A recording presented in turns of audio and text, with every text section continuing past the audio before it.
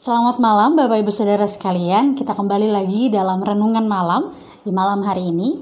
Dan memulai renungan kita, mari kita bersama bersatu di dalam doa, kita berdoa. Bapa yang baik, Bapa yang bertata dalam kerajaan surga, kembali kami datang kepadamu, kami mengucap syukur ya Tuhan, dan berterima kasih atas segala kebaikan dan kemurahan Tuhan dalam kehidupan kami. Pada saat ini kami akan membaca, merenungkan akan kebenaran firman-Mu. Berkati setiap kami, agar apa yang boleh kami baca dan renungkan bersama di hari ini, itu semua dapat kami lakukan dalam setiap langkah kehidupan beriman kami.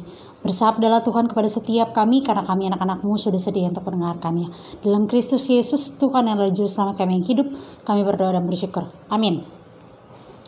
Ya, Bapak Ibu Saudara sekalian, bacaan Alkitab kita pada malam hari ini diambil dari kitab Yesaya, pasalnya yang ke-58, ayatnya yang keempat, yang menyatakan, "Sesungguhnya kamu berpuasa sambil berbantah dan berkelahi, serta memukul dengan tinju dengan tidak semena-mena. Dengan caramu berpuasa seperti sekarang ini, suaramu tidak akan didengar di tempat tinggi. Sungguh-sungguh inikah berpuasa yang kukehendaki, dan mengadakan hari merendahkan diri. Jika engkau menundukkan kepala seperti gelagah dan membentangkan kain karung dan abu sebagai lapik tidur, sungguh-sungguh itukah yang kau sebutkan berpuasa, mengadakan hari yang berkenanan pada Tuhan." Demikianlah pembacaan Alkitab. Berbahagialah setiap kita yang membaca, merenungkan, dan juga melakukan firman Tuhan dalam setiap langkah kehidupan beriman kita. Haleluya. Ya, Bapak Ibu Saudara sekalian, banyak orang beranggapan bahwa seseorang itu dikatakan saleh bila dia mampu menjalankan setiap ketentuan dan tuntunan ajaran agamanya. Baik itu mereka yang beragama Kristen, mereka yang beragama Islam, Hindu, Buddha, Katolik, apapun agama mereka, orang-orang yang dikatakan saleh adalah orang-orang yang mampu menjalankan setiap ketentuan dan tuntunan agama mereka masing-masing. Namun, jika kita dalami lagi, anggapan ini sangat berbahaya bila ketentuan dan tuntunan ajaran agama tersebut hanya dijalankan demi motivasi diri sendiri, bukan tertuju kepada Allah, kepada Tuhan yang mereka sembah. Jadi tuntunan, ketentuan-ketentuan agama yang mereka lakukan, ketaatan mereka untuk beribadah, untuk berdoa di muka umum, itu mereka lakukan atau memiliki motivasi untuk kepentingan diri mereka sendiri. Misalnya, agar dipuji oleh orang banyak, agar disebut oleh orang banyak adalah orang-orang yang soleh, orang-orang yang saleh, orang-orang yang melakukan hukum agama mereka masing-masing. Nah, Bapak Ibu Saudara sekalian, bacaan kita pada malam hari ini dari kitab Yesaya menyinggung secara khusus tentang bagaimana kehidupan orang-orang pada saat itu, secara khusus pada pola berpuasa mereka yang dianggap oleh Nabi Yesaya salah, karena puasa dianggap cukup bila kita tidak makan dan minum saja. Tapi ketika berpuasa itu dilakukan, penindasan, pemerasan, kelaliman terhadap para pemburu, orang asing dan kaum lemah tetap dilakukan.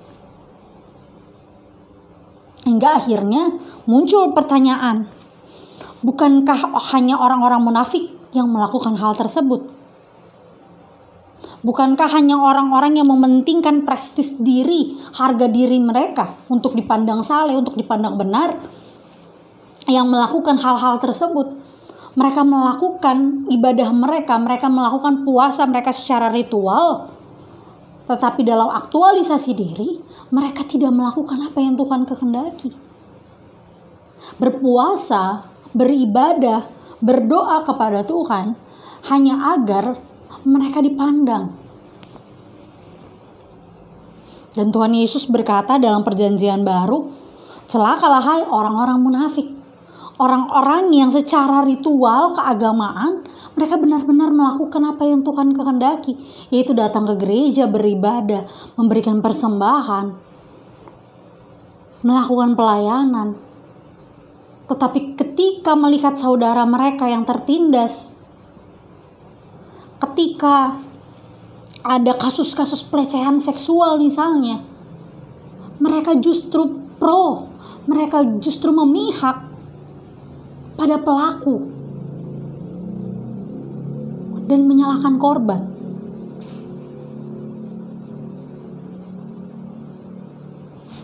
Mari ibu bapak saudara sekalian, melalui tema renungan kita puasa ritual dan aktual, di malam hari ini kita kembali diingatkan tentang kesalehan, tentang hidup benar yang sejati.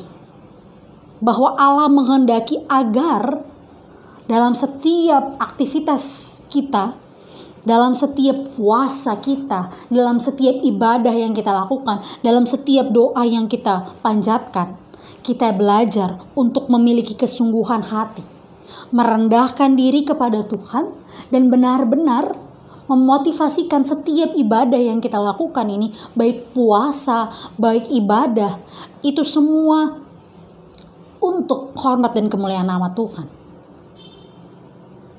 Memikirkan orang-orang yang tertindas, memikirkan keinginan orang-orang yang lemah, mereka yang tidak dapat bersuara. Karena jika kita mau mendalami lagi tentang bagaimana makna puasa, bagaimana makna ibadah yang kita lakukan secara ritual, itu semua adalah bentuk kita mau bersyukur kepada Allah. Bentuk kita mau merendahkan diri di hadirat Tuhan.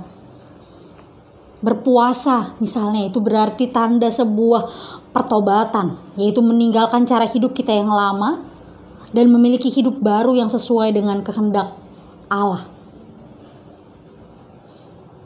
Jadi jangan jadikan puasa kita, ibadah kita sebagai bentuk kita ketika saya merasa bahwa saya butuh ini, saya butuh itu dalam hidup saya, maka saya datang kepada Tuhan. Saya mau berpuasa agar cita-cita saya, agar impian saya itu terwujud.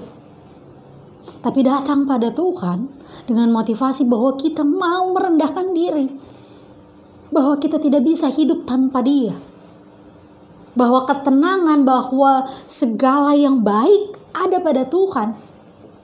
Dan kita yang adalah manusia biasa ini, kita mau memohon kepadanya untuk memberikan kita ketenangan sejati, untuk memberikan kita rasa nyaman untuk terus hidup melakukan apa yang Tuhan kehendaki. Melakukan apa yang Tuhan kehendaki itu berarti membela mereka yang lemah, memberi makan mereka yang lapar, membela hak mereka yang lemah, memberi pakaian pada mereka yang telanjang. Pertanyaan lagi bagi setiap kita, apakah keberadaan kita di tengah-tengah masyarakat sudah menjadi berkat yang nyata, yang dapat dirasakan oleh orang-orang di sekitar kita? Jika kita berkaca pada konteks Indonesia, sudah kasihlah kelima, keadilan sosial bagi seluruh rakyat Indonesia benar-benar kita aplikasikan dalam hidup kita berbangsa dan bernegara. Ataukah kita hanya memikirkan keadilan bagi diri kita sendiri, bagi kelompok kita sendiri? Mari ibu bapak saudara sekalian, di malam hari ini ketika kita mau belajar dari apa yang Tuhan sampaikan dari nubuatan Nabi Yesaya tentang bagaimana makna puasa yang sejati, makna ibadah yang sejati, bahwa bukan hanya tentang ritual keagamaan yang kita jalankan, tetapi juga bagaimana aktualisasi diri kita. Kita mau melakukan apa yang Tuhan kehendaki. Karena puasa bukan saja hal ritual, tetapi secara aktual turut mengingat kita menghindarkan diri, berpantang diri dari berbagai hal-hal yang tidak Tuhan kehendaki. Mari bersama ibu bapak melakukan apa yang Tuhan kehendaki, membela mereka yang lemah, memberikan apa yang bisa kita berikan bagi mereka yang membutuhkan. Itu adalah puasa kita yang sejati, yaitu merendahkan diri dan membantu orang-orang yang membutuhkan belas kasih kita. Selamat menjalankan puasa, menjalankan ibadah dengan kesungguhan hati, bahwa bukan untuk diri kita, tetapi untuk hormat dan kemuliaan nama Tuhan. Tuhan memberkati setiap kita. Amin. Mari kita bersatu di dalam doa. Kita berdoa. Bapa yang baik, Bapa yang bertata dalam kerajaan surga, kembali kami datang kepadamu ya Allah. Kami mengucap syukur, berterima kasih atas segala kebaikan, kemurahan Tuhan dalam kehidupan kami. Pada saat ini kami boleh bersama membaca, merenungkan akan kebenaran firman-Mu.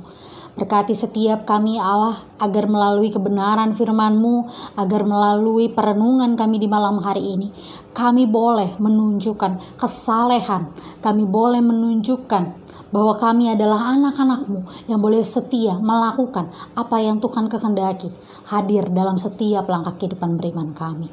Bapa, bantu setiap kami untuk mewujudkan aktualisasi diri, bahwa kami tidak hanya beribadah, berpuasa secara ritual, tapi kami juga mau beribadah secara aktual, yaitu menolong orang-orang yang membutuhkan belas kasih kami, orang-orang yang lemah, orang-orang yang terpinggirkan, orang-orang yang hak bersuaranya terbungkam, dan kami diminta untuk bersuara.